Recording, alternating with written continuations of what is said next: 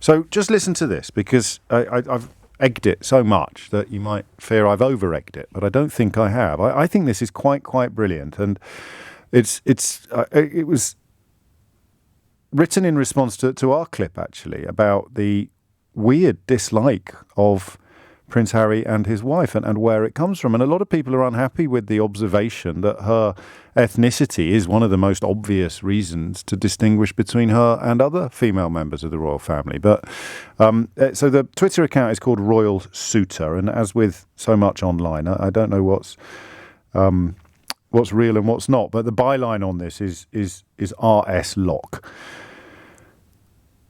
Pay attention. This is really important. It's only a 3-minute read, and I'll share it with you now, because I felt pennies dropping as never before when I read this. So we'll start at the top again. I might do my Jackanory voice for this. All right, I won't.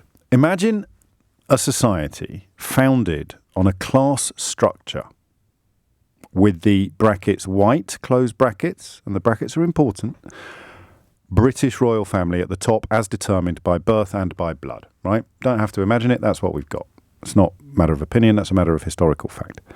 A biracial woman enters the top of the pyramid by marriage, negating both the birth and blood requirements society had previously been told were preconditions. Because she lacks those prerequisites, she's considered unworthy. Because she's proud of her own heritage and regards herself as equal to others at the top of the pyramid, she's considered ungrateful. The town criers called out from the lower tiers of the pyramid, "I've never met her, but I look at her and I don't think I'd like you in real life," said one. "We Brits prefer true royalty to fashion royalty," proclaimed another. These are direct quotes from prominent columnists and commentators. Shouts of "she just doesn't speak our language" came whistling on the wind. But at the top of the pyramid, the cries were met with silence. So she's under attack in some fairly horrible ways, and they expected perhaps to get some support and protection from the boss, or even the brother. Were they too far away from it? Were they too disconcerted to know what to reply? Or did they use the cacophony from below to muffle the echo of their own whispers as they murmured the same things? The loudest gossip monger was impossible to ignore as he oafishly admonished her to go back to America. There was a brooch, I think, worn by one of the royals at an early meeting with the Duchess of Sussex, which I should double check the facts before I describe it. But have a look yourself. After years of being told that she was unworthy and ungrateful, the newlywed took the crier's advice and returned from whence she came. Despite one tattler's audacious cautions not to force her husband to, and she quotes again, "choose between you and us," he did in fact choose his wife, just as he did the day he married her, much to their chagrin. Ironically, though society spurned her placement at the top of the pyramid, when she leaves with her husband, for some, it calls into question whether the pyramid's peak is still something to aspire to. God, this is good. Whether those at the top are truly elite. Whether blood and birth really are prerequisites.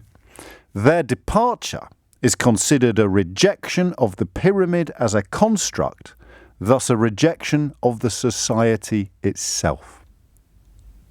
For others, it was a necessary repudiation and confirmed that just as they suspected, she was NOCD, which translates as not our class, dear. And remember, the Duchess of Cambridge took an awful lot of jip for A, not being an aristocrat, and B, having a mother who had once worked as an air hostess, but she towed the line and fitted in. Final paragraph. Still, that wasn't enough. For society to maintain order, she must be reclassified and her elite status conferred by marriage removed. But the society is trapped in a conundrum. Her husband and their children are at the top of the pyramid by birth and by blood.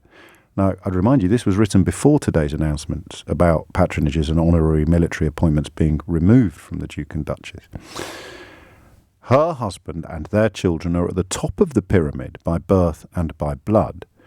Removing titles, military honours, and patronages won't remove her from the top of the pyramid. The only thing that will reclassify her is to remove her from her husband. And the society has been working diligently, though unsuccessfully, to that end since the day they learned that Harry and Meghan were a couple. Do you know,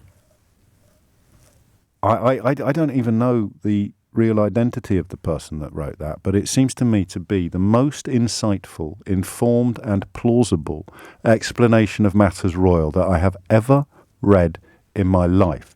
And while you won't be surprised to learn that I don't have a spare room full of royal biographies or royal histories, I do read the papers every day, and I try, for obvious reasons, to read stuff that I don't like and papers that I don't agree with. And I have never read anything even half as good as that. Partly because it makes absolutely perfect sense. Partly because it retrospectively explains so many things that I have been baffled and confused by. Indeed, it was inspired, that little piece, by the phone-in we did on Monday, asking what on earth is it that she's supposed to have done wrong? And partly because it's so prescient. Remember, this was written on Monday. Today is Friday. I don't think that qualifies as a scoop either while we're here. But that was written on Monday. Today is Friday. It has literally just been announced that the Duke and Duchess of Sussex are to lose their honorary military appointments and royal patronages. And this was written 5 days ago. Removing titles, military honours and patronages won't remove her from the top of the pyramid. The only thing that will reclassify her is to remove her from her husband. And the society has been working diligently, though unsuccessfully, to that end since the day they learned that Harry and Meghan were a couple. I think, and obviously my natural immodesty pains me slightly to say this, I think that's among the most powerful words you've ever heard on this programme. It's absolutely brilliant.